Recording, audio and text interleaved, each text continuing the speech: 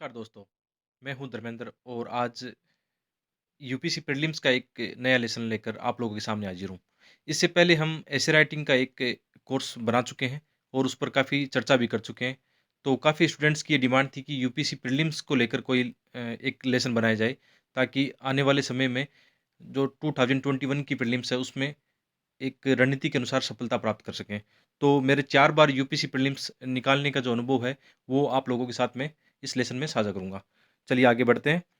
तो ये मेरा संक्षिप्त परिचय है। जैसा कि आप यहाँ देख सकते हो कि मुझे 3 बार यूपीसी सीएसई का इंटरव्यू फेस करने का मौका मिला है और 4 बार मैंने मेंस लिखा है। तो जो भी मेरा अनुभव है कि कैसे यूपीसी प्रीलिम्स में सफलता प्राप्त कर सकें, वो आप लोगों के साथ में साझा करूँगा।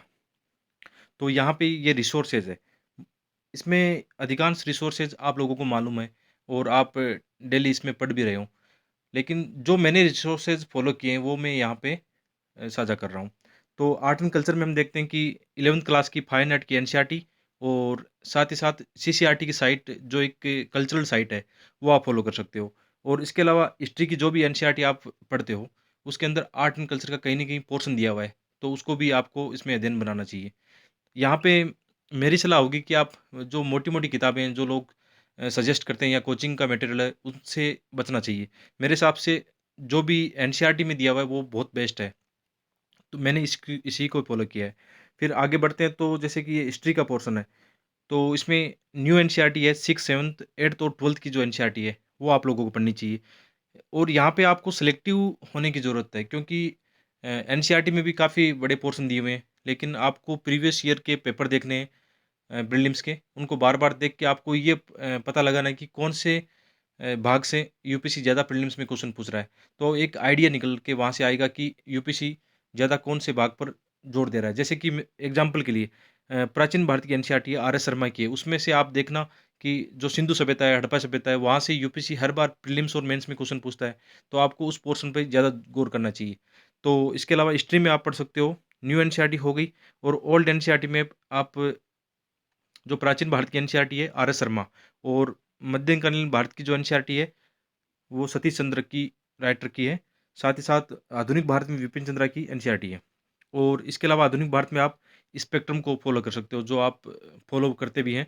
इसके अलावा पॉलिटी में हम देखते हैं कि लक्ष्मीकांत बुक सभी फ़ॉलो करते हैं, और इसके अलावा जो न्यू कमर्स है, जो न्यू एस्पिरेंट है, उनको 11th-12th की एनसीईआरटी भी फ़ॉलो करनी चाहिए। वहाँ से आपको एक बेसिक आइडिया मिलेगा कि राज्य-व्यवस्था और पॉलिटी की कुछ शब्दावलियाँ हैं, वो उनका अच्छा ज्ञान हो जाएगा। आगे हम बढ़ते हैं, जैसे एनवायरनमेंट की बात करते हैं, तो एनवायरनमेंट में हिंदी मीडियम में दृष्टि एनवायरनमेंट की बुक है, और इंग्लिश मीडियम में ज़्यादातर शंकर आइस की बुक फ़ॉलो करते हैं। तो मेरे हिसाब से हिंदी मीडियम में दृष्टि आइस की एक अच्छी बुक है।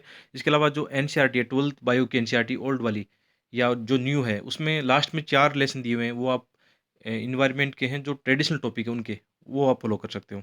इसके अलावा साइंस एंड टेक में आप 9th-10th की जो न्यू एनसीईआरटी है, वो फ़ॉलो कर सकते हो। इसके अलावा जो साइंस से करंट का आता है, उसमें करंट में आप ये कर सकते हो कि एक तो राज्यसभा टीवी पर एक ज्ञान-विज्ञान हिंदी में आता है, और इसके अलावा द हिंदू न्यूज़पेपर में भी संडे को या कभी भी साइंस टेक के बारे में चर्चा रहती है, तो उसको आप फ़ॉलो कर सकते हो। इसके अलावा जैसे इकोनॉमिक्स है, तो इकोनॉमिक्स में आपको मुरनाल की वीडियो देखनी चाहिए, और जो मुरनाल के लेटेस्ट वीडियो आप लोगों के पास उपलब्ध हो, तो वो आपको फ़ॉलो करना चाहिए। इकोनॉमिक्स में मेरी ये सलाह रहती है कि आपको कोई भी ज़्यादा कोई बड़ी बुक फ़ॉलो नहीं करनी है, कि आपको कोई दत्तसुंदरम या लालन लाल या अन्य कोई बुक सजेस्ट करे। तो मेरे हिसाब से जो मेरा अनुभव रहा है कि मुरनाल की वीडियो काफ़ी अच्छे हैं, और यहाँ पे लगभग आपका प्रीलिम्स का क इकोनॉमिक्स कवर हो सकता है। इसके अलावा इकोनॉमिक सर्वे और बजट को आपको सीरियसली लेना है। यहाँ से बहुत अच्छे क्वेश्चन प्रीलिम्स में पूछे जाते हैं। इसके अलावा सबसे बड़ा जो पोर्शन है करंट अफ़ेयर का होता है, कि ये इसमें दुविधा भी रहती है स्टूडेंट्स की कि कौन से करंट अफ़ेयर को फॉलो करें। आज मार्केट में आप देख रहे हो कि एक करंट अफ़ेयर का एक फ्लो आ गया है, तो उनमें आपको सिलेक्टिव होना है। तो मेरे हिसाब से ये फॉलो होना चाहिए कि डेली आप एक न्यूज़पेपर पढ़ो, द हिंदू या इंडियन एक्सप्रेस। हिंदी मीडियम को स्टूडेंट्स को मैं ये सलाह देना चाहूँगा कि आप थोड़ी-सी एक आदत बनाएँ द हिंदू या इंडियन एक्सप्रेस में से एक न्यूज़पेपर को पढ़ने की। यहाँ पे हिंदी के जो न्यूज़पेपर है, वो इतने अच्छे नहीं है कि यूपीसी के लेवल को आप उनको समझ कर पढ़ सको। तो मेरी सलाह होगी कि आप हिंदू या इंडियन एक्सप्रेस में से एक पढ़ो। थोड़ा हिंदू प्रीलिम्स के लिए अच्छा माना जाता है, उसमें काफ़ी अच्छे फैक्ट और एनवायरनमेंट के इश्यूज़ काफ़ी जो प्रीलिम्स में पूछे जाते हैं, वो यहाँ पे आपको कवर हो सकते हैं।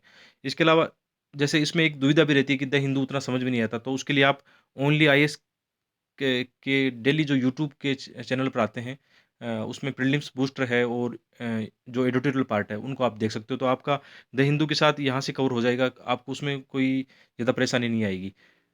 और इसके अलावा मंथली मैगज़ीन आप विज़न आईएएस या इनसाइट आईएएस में से एक फ़ॉलो कर सकते हो। ये दोनों ही अच्छी है, लेकिन ज़्यादा आपको नहीं करना है, एक सेलेक्टिव होना है कि दोनों में से एक आप कवर कर सको।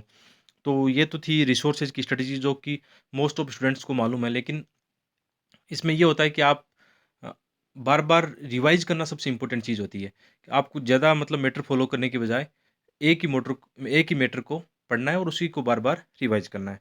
तो आगे बढ़ते हैं कि अब कौन-सी स्ट्रैटेजी है जिसकी वज़ह से हमें 100% सफलता मिल सकती है, कि आपने जो भी मैटर पढ़ा है, सिंगल मैटर पढ़ा है, ज़्यादा आपने मतलब उस मैटर की किताबें नहीं पढ़ी है, तो आप उसी को बार-बार रिवाइज़ करो। तो प्रीलिम से पहले 5-7 बार आपका वो टॉपिक रिवाइज़ हो जाएगा। तो आपको फिर ये ध्यान रखना है कि जैसे सबसे पहले तो यूपीएससी प्रीलिम्स जो सोल पेपर हैं, कि आपको वो खरीदने हैं, 20 सालों के होने चाहिए वो। सोल पेपर जैसे जो मेरे पास है वो अरिहंत की जो गाइड आती है 20 ईयर की क्वेश्चन की, वो मेरे पास है। वो मुझे अच्छी लगी, क्योंकि इसके अलावा मुझे कोई हिंदी मीडियम में अच्छा जो बुक प्रीलिम्स के पेपर की है, वो अच्छी मुझे नहीं लगी कोई। तो आप वो खरीद सकते हो, वो अच्छी बुक है। इसके अलावा आपको 2 टेस्ट सीरीज़ फ़ॉलो करनी है। मैंने जो टेस्ट सीरीज़ फ़ॉलो की है, विज़न आईएएस और इनसाइट की मैंने फ़ॉलो की है, एक हिंदी में और इंग्लिश में। और मैंने कोई टेस्ट सीरीज़ जॉइन नहीं की, मैंने जो भी मार्केट में उपलब्ध थी, मैंने उन्हीं को परचेज़ किया है। आजकल कहीं भी आपको फ्री में टेलीग्राम चैनल या मार्केट में मिल जाएगी। इसमें मेरी ये सलाह रहेगी कि आप ईज़िली मतलब इसको कहीं से भी ले ले सकते हो। कोई जॉइन करने की उतनी आवश्यकता इसमें नहीं है। तो 2 टेस्ट सीरीज़ आपको फ़ॉलो करनी है। इस टेस्ट सीरीज़ में आपको ये ध्यान रखना है कि जो भी आप टेस्ट सीरीज़ फ़ॉलो करते हो, जो टेस्ट आप देते हो, जैसे आपने आज टेस्ट दिया है, तो उसमें प्रॉपर 2 घंटे में उस टेस्ट को देना है। और उस टेस्ट को देने के बाद में आपको कोशिश करनी है कि अगले 2 घंटे में आप उस टेस्ट का एनालिसिस करो कि कितने क्वेश्चन आपने सही किए हैं, कितने क्वेश्चन गलत किए हैं। तो आपको ये देखना है कि कितने क्वेश्चन आपने जो सही किए हैं, तो उनको देखना है कि क्यों सही किया आपने। ये वॉच करना है कि कहीं मैंने ये पढ़ा था और इसको देख के मैंने इसको सही किया है, वो ध्यान रखना है। इसके साथ-साथ आप कोशिश करिए जो क्वेश्चन आपने गलत किए हैं ना टेस्ट सीरीज़ में, उन क्वेश्चन की एक बुकलेट बना लो।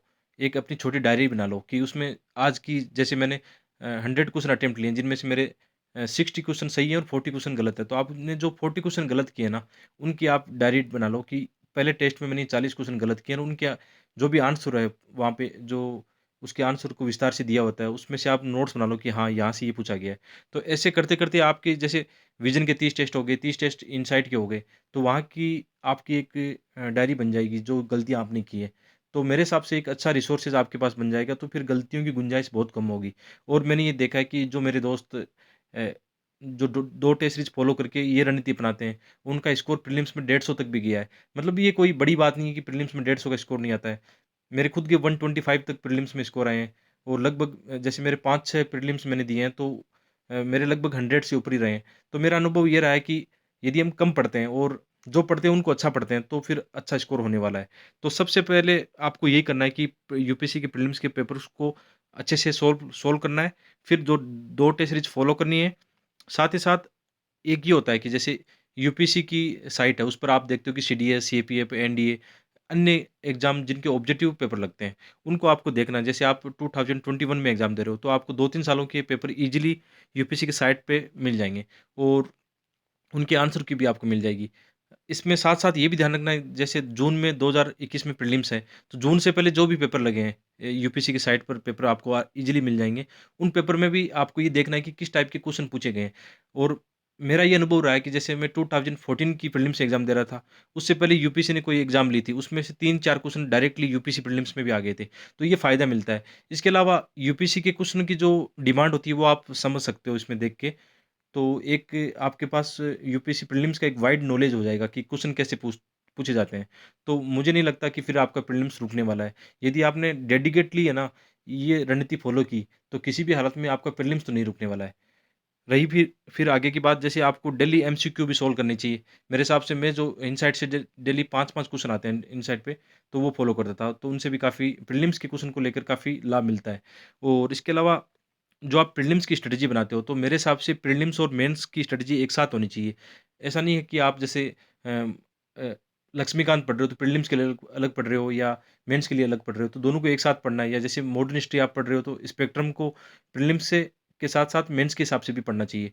और ये कोशिश करनी है, जैसे न्यू एस्पिरेंट है, या जो 2021 में एग्ज़ाम देने वाले हैं अभी प्रीलिम्स का, उनको ये कोशिश करनी चाहिए कि अपनी मेंस के जो जीएस के पेपर है 1, 2, 3, 4 उनको आपको प्रीलिम्स से पहले ख़त्म कर लेना है, क्योंकि मेरा ये मानना है कि उन स्टूडेंट्स की प्रीलिम्स अच्छे से निकलती है जो स्टूडेंट्स मेंस के भी सिलेबस को अच्छे से कर लेते हैं। और मेरा भी ये अनुभव रहा है कि मैं ये मानता हूँ कि जो मेरे सहपाठी हैं, मेरे साथ जो तैयारी कर रहे हैं, वो केवल जो प्रीलिम्स के लगे हुए हैं, उनकी प्रीलिम्स कई बार अटक जाती है। लेकिन जो स्टूडेंट्स मेंस के सिलेबस को अच्छे से पढ़ चुके हैं, क्योंकि मेंस का सिलेबस अच्छा है, वाइड है, उसमें गहराई है, तो यदि वो कर लेते हैं, तो फिर प्रीलिम्स में कहीं न कहीं उनकी सफलता के चांसेस बहुत ज़्यादा बढ़ जाते हैं।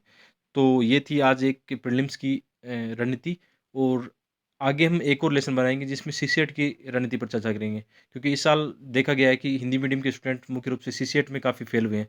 तो एक ऐसी रणनीति पर चर्चा करेंगे कि सीसीएट में भी जो स्कोर चाहिए हमें, उसको हम ईज़िली प्राप्त कर सकें।